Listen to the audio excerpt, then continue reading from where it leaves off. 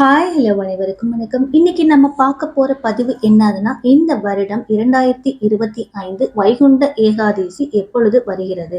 வைகுண்ட ஏகாதசியில் நாம் என்ன செய்தால் நமக்கு பெருமாளின் அருளும் அதிர்ஷ்டமும் பெருகும் என்பதை நம்ம இந்த பதிவுல பார்க்கலாம்.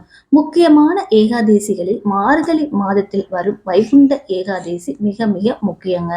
ஏகாதசி விரதம் இருந்தாலே அளவில்லா நலன்கள் நமக்கு கிடைக்கும். கிருஷ்ணனுக்கு மிகவும் விருப்பமான இந்த மார்கழி மாதத்தில் வரும் ஏகாதசி ரொம்ப மகத்துவமான பலனை தரும்.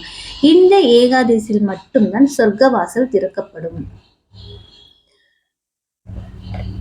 2025 ஆண்டில் வைகுண்ட ஏகாதசி எப்பொழுது வருகிறது? இந்த நாள்ல நம்ம எப்படி வழிபட வேண்டும், எப்படி வழிபட்டால் நமக்கு பெருமாளின் மகாலட்சுமியின் அருள் நமக்கு கிடைக்கும் என்பதை பார்க்கலாம். அனைத்து விரதங்களிலும் மிகவும் உயர்வான விரதமாக கருதப்படுவது ஏகாதசி விரதம் தாங்க சொல்லணும். பெருமாளின் அருளை பெற வேண்டி கடைபிடிக்கப்படும் ஏகாதசி விரதம் என்பது ஏகாதசி திதியில் துவங்கி தூவாதேசி திதியில் நிறைவு செய்ய வேண்டிய விரதமாகும். பாவங்களை போக்கி மோட்சத்தை தரும் விரதம் ஏகாதசி விரதம் என்பது அனைவருக்குமே தெரிந்த ஒன்று. ஆனால் வாழ்க்கைக்கு பிறகு மோட்சத்தை மட்டுமல்ல, வாழும் போது அளவில்லாத ஏராளமான நல்ல பலன்களை தரும் விரதமும் ஏகாதசி விரதம்தான்.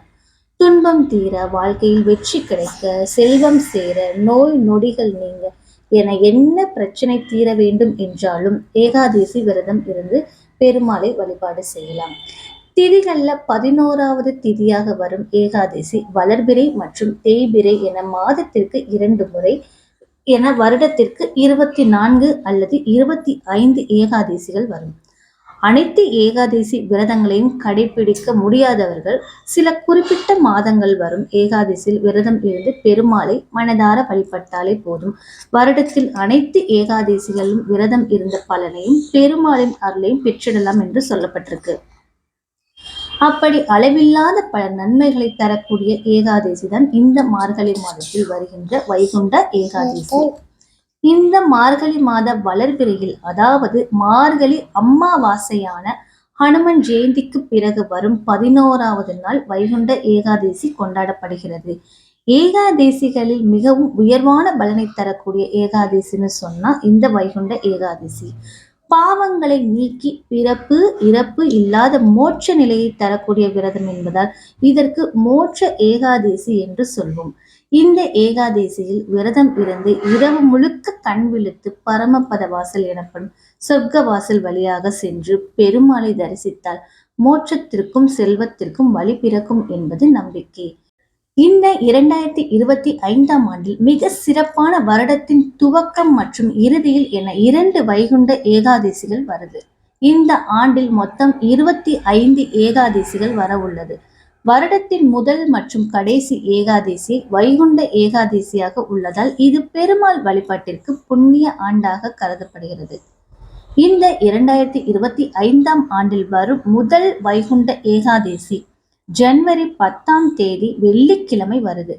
நம்ம ஜனவரி 9 பகல் 12:04 மணிக்கு துவங்கி ஜனவரி 10 காலை 10:02 மணி வரை ஏகாதசி திதி உள்ளது. அன்றைய தினம் முருகப்பெருமானுக்குரிய கார்த்திகை நட்சத்திரமும் இணைந்து வருவதால் இது வேண்டுதல்களை நிறைவேற்றும் ஏகாதசியாக கருதப்படுகிறது. இந்த அற்புதமான நாள்ல நம்ம விரதம் இருந்தால் முருகப்பெருமானின் ஆசியும் பெருமாளின் அனுகிரகமும் நமக்கு முழுமையாக கிடைக்கும். இந்த வைகுண்ட ஏகாதசி அன்று உபவாசமாக இருந்து அன்று இரவு கண் விழித்து மறுநாள் காலை பாரணை செய்து பல வகையான காய்கறிகள் சமைத்து உபவாசத்தை நிறைவு செய்ய வேண்டும்.